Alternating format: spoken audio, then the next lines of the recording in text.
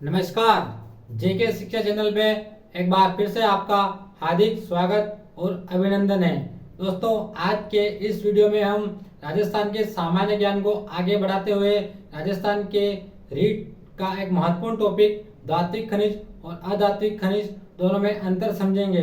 तो चलिए शुरुआत करते हैं। शुरुआत करने से पहले एक मोटिवेशन कोड हो जाए कि क्यों जमीन पर बैठकर आसमान देखता है, क्यों जमीन पर बैठकर आसमान देखता है, पंखों को खोल क्योंकि ये जमाना सिर्फ उड़ान देखता है, ये जमाना सिर्फ उड़ान देखता है। तो ऐसे ही उड़ान हमें भी देखनी है। तो चलिए शुरुआत करते हैं।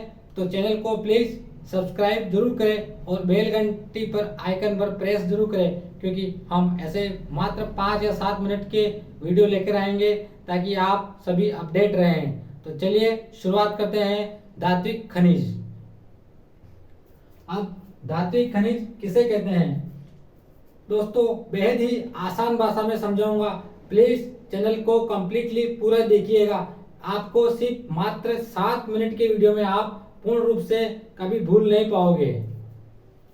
धात्विक खनिज, सबसे पहले धात्विक खनिज के बारे में पढ़ते हैं कि धात्विक खनिज क्या है। धात्विक खनिज वे खनिज जिनमें धातुओं का अंश पाया जाता है धात्विक खनिज कहलाते हैं। यानी कि धातुओं का अंश, यानी कि ऐसे खनिज, प्रकृति में निकलने वाले ऐसे खनिज जिसमें धातुओं का अंश पाया जाता है धात्विक खनिज कहलाते हैं। इन्हें रासायनिक क्रियाओं द्वारा अलग किया जा सकता है।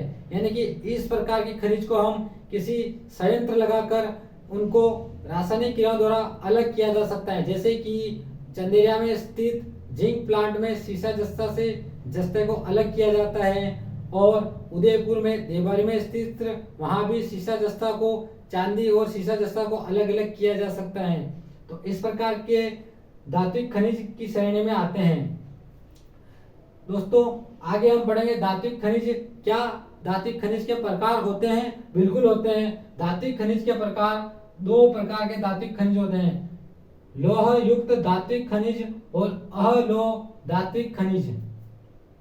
लौह युक्त धात्विक खनिज किसे कहते हैं? यानी कि नाम से ही स्पष्ट हो रहा है कि लौह युक्त, यानी कि वे धातुएं जिनमें लोहे का अंश पाया जाता है लौह युक्त धात्विक खनिज कहलाते हैं। यहाँ ऐसे खनिज जिसमें धातुओं का अंश पाया जाता है। अब धातुओं में भी अगर लोह की मात्रा है तो वह लौह युक्त धात्विक खनिज की श्रेणी में आएगा।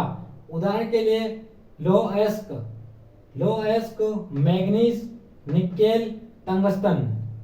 जैसा कि टंगस्टन और लौह अयस्क एक महत्वपूर्ण रूप से लौह युक्त धात्विक खनिज की श्रेणी में आता है। सबसे सर्वाधिक लौह अयस्क जयपुर में निकलता है। और मैग्नीज की बात करें तो मैग्नीज सबसे अधिक उत्पादन मात्र एक जिला बांसवाड़ा में उत्पादन होता है। निकेल और टंगस्टन ये सारे के सारे लौह युक्त धात्विक खनिज की श्रेणी में आते हैं। दोस्तों, उम्मीद करता हूं कि आपको समझ में आ रहा होगा वीडियो। अब हम धात्विक खनिज का दूसरा प्रकार अलोह धात्विक खनिज के बारे में पढ़ें। अलोह धात्विक खनिज, अब ऊपर पढ़ा था हमने कि वे धातुएं जिनमें लोह अंश पाया जाता है, जबकि अलोह धात्विक खनिज, यानी नाम से स्पष्ट हो पा रहा है कि अलोह, यानी कि इस प्रकार के खनिज में लोह का अंश बिल्कुल नगण्य पाया जाएगा, यानी पाया नहीं जाएगा। वे खनिज जिनमें लोहे का अंश नहीं पाया जाता है अलोह धात्विक खनिज कहलाते हैं। तो इस प्रकार के खनिज में लोह का अंश बिल्कुल भी नहीं पाया जाएगा। जैसे सोना हुआ, अब अपन देखते हैं कि सोना बिल्कुल प्योर सोना आता है। चांदी भी एक प्रकार से प्योर चांदी होती है। तांबा भी प्योर होता है। सीसा जस्ता और बॉक्साइट टिन, तो आप बिल्कुल यहाँ याद कर लीजिएगा, सोना, चांदी, तांबा, सीसा जस्ता, बॉक्साइट और टिन ये सारे के सारे अलोह धात्विक खनिज की श्रेणी में आते हैं। जबकि लौह अयस्क, मैग्नीज, निकेल और टंगस्टन ये सारे लौह युक्त धात्विक खनिज में आते हैं। दोस्तों, आशा है कि आपको समझ आ रहा होगा। ये हमारे धात्विक खनिज हुए। सिर्फ धात्विक खनिज किसे कहते हैं? धात्विक खनिज के 2 प्रकार, लौह युक्त धात्विक खनिज और अलोह धात्विक खनिज। दोनों खनिजों के एग्जाम्पल लौह अयस्क, मैग्नीज, निकेल, टंगस्टन, जबकि सोना, चांदी, तांबा, सीसा जस्ता और बॉक्साइट टिन ये सारे अलोह धात्विक खनिज के महत्वपूर्ण उदाहरण हैं। तो आपको दोस्तों समझ आ रहा होगा दोस्तों। अब हम पढ़ते हैं अधात्विक खनिज। आप एक बार स्क्रीनशॉट ले सकते हैं। अब जिस प्रकार हमने लौह धात्विक खनिज पढ़ा था, उसी प्रकार खनिजों के वर्गीकरण में अधात्विक खनिज कौन से आते हैं ये हम पढ़ेंगे। अब अधात्विक खनिज, अब नाम से स्पष्ट है कि अधात्विक यानी कि ऐसे खनिज जिनमें धातुओं का अंश विद्यमान पाया जाता है, जबकि अधात्विक यानी कि वे खनिज जिनमें धातुओं का अंश नहीं पाया जाता है तथा ये खनिज अपनी मूल अवस्था में रहते हैं, अधात्विक खनिज कहलाते हैं। यानी कि इस प्रकार के खनिज में धातुओं का अंश बिल्कुल नगण्य होता है, यानी कि नहीं पाया जाता है, इसलिए इनको अधात्विक खनिज कहते हैं। और ये जो धात्विक खनिज होते हैं अपनी मूल अवस्था में पाए जाते हैं।